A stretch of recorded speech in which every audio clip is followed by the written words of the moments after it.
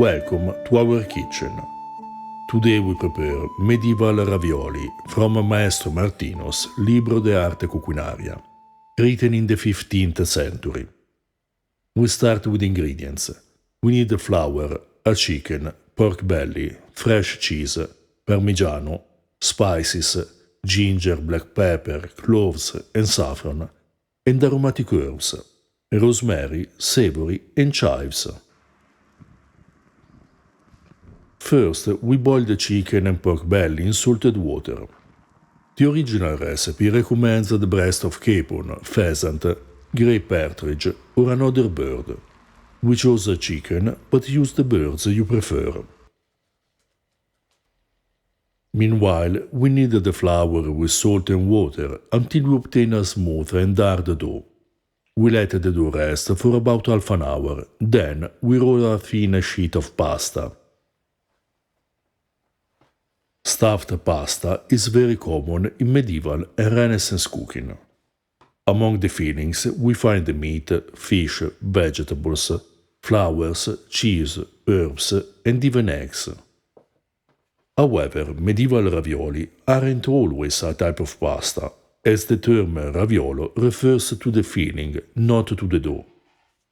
In the cookbooks we find ravioli cooked on their own like meatballs or also wrapped in cold fat. Ravioli without dough are still prepared in Italy, as in the case with the gnudi of the Tuscan tradition, typically prepared with ricotta and spinach. Gnudi means naked, in this case without pasta.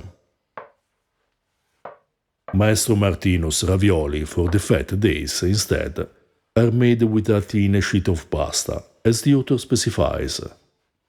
We used the simplest recipe, which calls for only flour, salt and water.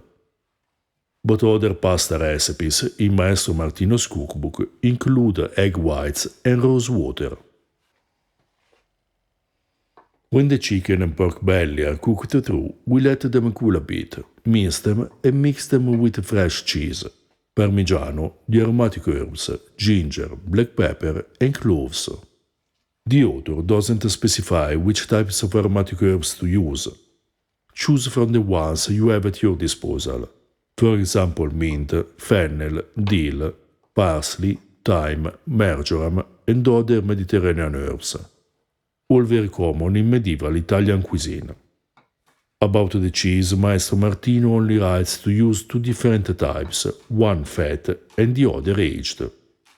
We chose a fresh caciotta and parmigiano, which are perfect to pair with the other ingredients, but feel free to experiment with the flavors as you like.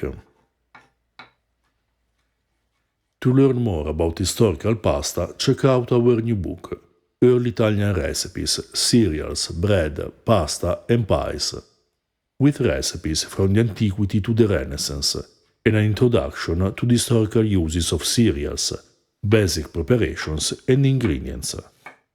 This book is the second in the series Early Italian Recipes, the first being dedicated to vegetables, fruit, herbs and flowers in historical cooking. For information on late medieval cooking, check out our books Libro della Cucina, Medieval Tuscan Recipes, and Registrum Coquine, a medieval cookbook. The translation of Maestro Martino's Libro de Arte Culinaria is available on Patreon, along with other translations of primary sources and articles on historical food. To support our work, you can also buy us a beer and purchase our merchandise. All the links are in the description below, along with a list of our books on historical cooking and the link to our Patreon page. We place small heaps of filling over half of the pasta sheet. We fold the other half of the pasta sheet and press the empty spaces between the filling. Then we cut the ravioli with a pasta wheel. There are no instructions in the text about the shape of the ravioli. You can make them crescent or circular shaped, or give them a long rectangular form, according to your taste. Maestro Martino recommends a filling the size of half a chestnut. Actually, is rather vague. A chestnut can be more or less large, depending on the variety. And according to the ancient and medieval authors, there were several types. To make an example, the chestnuts called marroni, already mentioned in the 16th century sources, can weigh up to 30 grams. We cook the ravioli in the chicken and pork belly broth with a bit of saffron. The cooking time depends on how hard your dough is, how thin your pasta is, and the flour you used. We serve the ravioli with a bit of broth, grated parmigiano, and dust them with spices.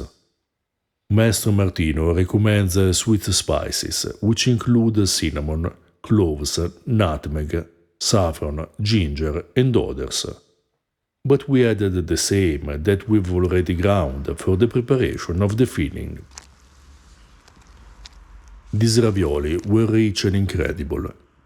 The flavors were perfectly blended, with the fatty deliciousness of the cheese and meat, whose flavor was balanced by the intense aroma of the spices and the delicate taste of the aromatic herbs. The broth, flavored with saffron and cheese, was simply amazing. An excellent dish that would be perfect for a banquet or a festive meal, similar to some we still prepare at home in Italy for special occasions, such as cappelletti or tortellini. If you're interested in ancient foods and flavors, subscribe our channel and consider supporting us on Patreon.